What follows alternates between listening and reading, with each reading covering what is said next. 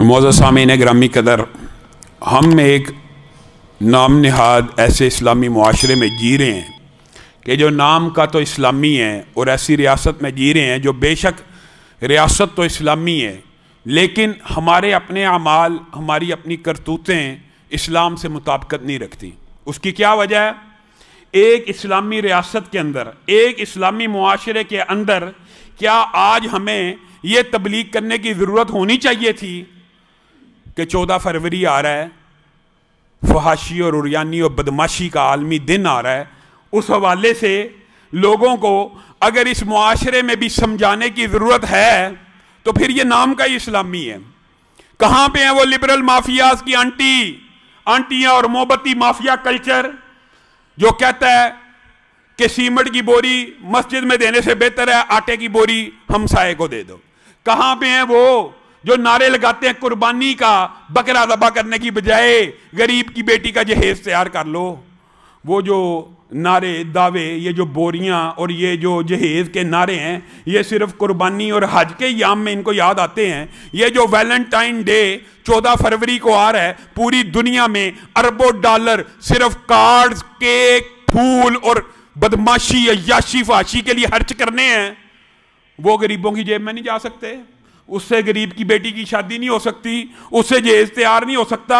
یہ کتنے دکھ اور افسوس کی بات ہے، دکھ اور افسوس کی بات ہے، یہ نو ہے کہ ہم اس اسلامی معاشرے میں رہتے ہیں جہاں پہ ہماری اسلامی تربیت کا اندازہ یہ ہے کہ غیر محرم محبوب ہے، غیر محرم صنم ہے، معاذ اللہ غیر محرم معشوق ہے، اس کے لیے شعر و شاعری کی جا رہی ہے، اس کے لیے شعر و شاعری کی صنف ایجاد ہے، اس کے لیے لمبے لمبے افسانے ہیں، اس کے لیے پیار محبت کے ایسے ایسے واہیات اور گندے اشعار ہیں، شعراء کی کتابیں موجود ہیں، اور جو پکیزہ تعلقات ہیں میاں اور بیوی کا، ان کے لیے شعر اور شاعری نہیں ہے، ان کے لیے ان بدبختوں نے کیا کیا ہوا ہے؟ لطیفے ایجاد کیے ہوئے ہیں۔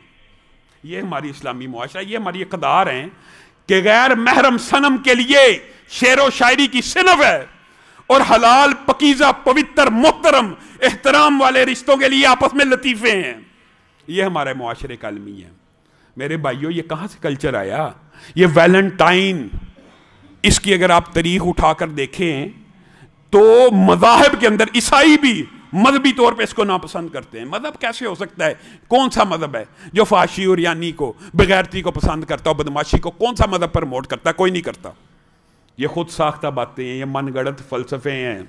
یہ ویلنٹائن، سینٹ ویلنٹائن، اس کے حوالے سے تاریخ میں متعدد واقعات ہے۔ ایک جو مشہور واقعہ ہے، اس کو جیلر کی، بدبخت کو جیلر کی بیٹی سے محبت ہو گئی، اور اس نے پھر ایک لیٹر لکھا تھا فرام یور ویلنٹائن، وہاں سے یہ دن ایجاد ہوا۔ یہ سفلی جذبات کا دن ہے، یہ شہوات کا دن ہے۔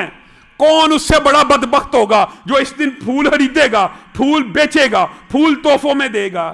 یہ پھول اسلام کے اندر غیر محرم رشتوں کے لیے ہیں۔ بتائیے، جس اسلام میں لا تقربوا الزنا، بتائیے قرآن پاک میں، ہاں ٹھیک ہے زنا نہیں کرنا چاہیے، یہ احادیث تو ملتی ہیں، لیکن قرآن تو اس سے پہلے کی بات کرتا ہے، لا تقربوا الزنا، زنا کے قریب بھی نہیں جانا۔ کیا دو غیر محرم آپس میں اکیلے ہو جائیں؟ رسول اللہ کہتے ہیں تیسرا شیطان ہے۔ جس اسلام کے اندر خوشبو لگا کے عورت بازار میں نکلے، لوگ اس کی طرف متوجہ اور رسول اللہ اس کو کہیں گویا یہ ایسی ہے، ایسی ایسی ہے، یعنی بری عورت ہے۔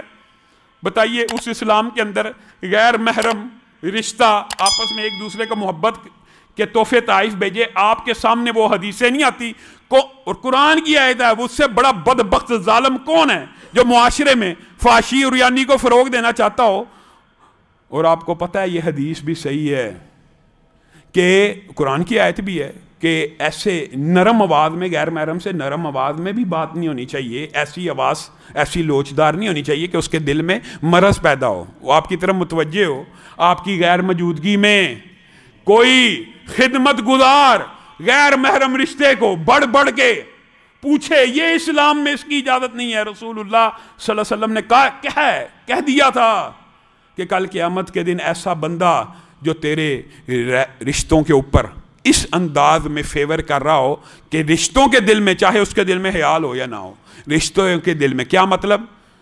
ایک بندہ کسی کی ڈیوٹی لگا کے گیا، میں سفر پہ جا رہا ہوں اور میرے گھر والوں کا خیال رکھنا۔ اب وہ بندہ اس کی ذمہ داری یہ ہے کہ گھر والوں کا خیال رکھے، جب وہ کوئی چیز منگوائیں دے دے، وہ بار بار کالیں کر رہا ہے، بار بار بیلیں بجا رہا ہے، بار بار گھر کی دستک دے رہا ہے کہ میرے لائق کو خدمت، میرے لائق کو خدمت، اگرچہ وہ اخلاص سے کر رہا ہو لیکن اس کا انداز یہ ہو کہ گھر والی کے دل میں یہ خیال پیدا ہو کہ یہ جتنی میرے خامن نے ڈیوٹی لگائی ہے اس سے بڑھ کے کر رہا ہے، یہ اس سے بڑھ کے کر رہا ہے۔ حدیث کے الفاظ یہ ہیں، کل قیامت کے دن اس بندے کو کھڑا کیا جائے گا اور اس کے خامن کو کہا جائے گا جب تو اللہ کے راستے پہ نکلا تھا تو اس نے تیرے گھر والوں کو صرف یہ کہا تھا، برائی کوئی نہیں کی، برا کچھ نہیں کہا، صرف یہ وسوسہ تیرے گھر والوں کے دل میں ڈالنے میں کامیاب ہو گیا تھا کہ یہ بندہ میری زیادہ فیور کرتا ہے، جا یہ تیرے سامنے کھڑا ہے، اس کی یہ نیکیوں کی کتاب ہے، جتنی نیکیاں چاہتا ہے اس میں سے لے لے۔